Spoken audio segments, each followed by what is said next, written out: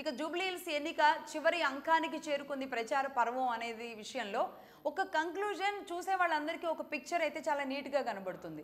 అదేంటంటే ఒక శాసనసభ్యుడు మరణంతో వచ్చిన ఎన్నికలో ఆ కుటుంబ సభ్యులు నిలబెడితే అది ప్రతిపక్ష పార్టీలు అంటే ఆపోజిట్ పార్టీలు కాస్త వెనకడుగు వేయడం అనేది సర్వసాధారణంగా చూస్తాం. కానీ ఇక్కడ ఈ గేమ్లో ఇద్దరు వ్యక్తులు పావులు అవుతున్నారా, ఈ గేమ్ని వీళ్ళే నడిపిస్తున్నారా లేదంటే వీళ్ళు పావులు అవుతున్నారా అన్నట్టుగా చూసే వాళ్ళకి కనబడుతుంది. ఆ ఇద్దరే మాగంటి గోపీనాథ్ గారి మొదటి భార్య మాలినీదేవి, రెండవ భార్య సునీత. ఇద్దరి ఇంటి పేర్లు కూడా మాగంటియే. కానీ కుటుంబం మధ్య జరిగే గొడవ వీధికి వచ్చినప్పుడు ఎంత ఘోరంగా ఉంటుంది. అది కూడా ఈ మహిళలే పావులుగా మారి తన భర్త అధికారం కోసమో తన భర్త ఆస్తి కోసమో ఫైటింగ్ చేస్తుంటే ఇంకెంత దారుణంగా ఉంటుందో చరిత్రలో మనం చూసిన చాలా చాలా చాలా కొద్ది ఘటనల్ని మళ్ళీ ఒకసారి గుర్తు చేసినట్టుగా కనబడుతుంది.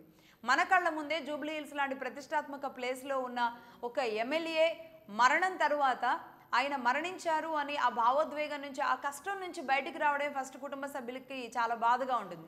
అలాంటిది ఇప్పుడు ఈ హక్కుల కోసం పోరాడుకోవడం చూస్తుంటే అంటే భర్త మరణాన్ని రాజకీయ పార్టీలు వాడుకుంటున్నాయని ఇద్దరికీ తెలిసినప్పటికీ ఇద్దరు కూడా ఈ గేమ్లో పావులు అవడం చాలా ఘోరంగా ఉంది.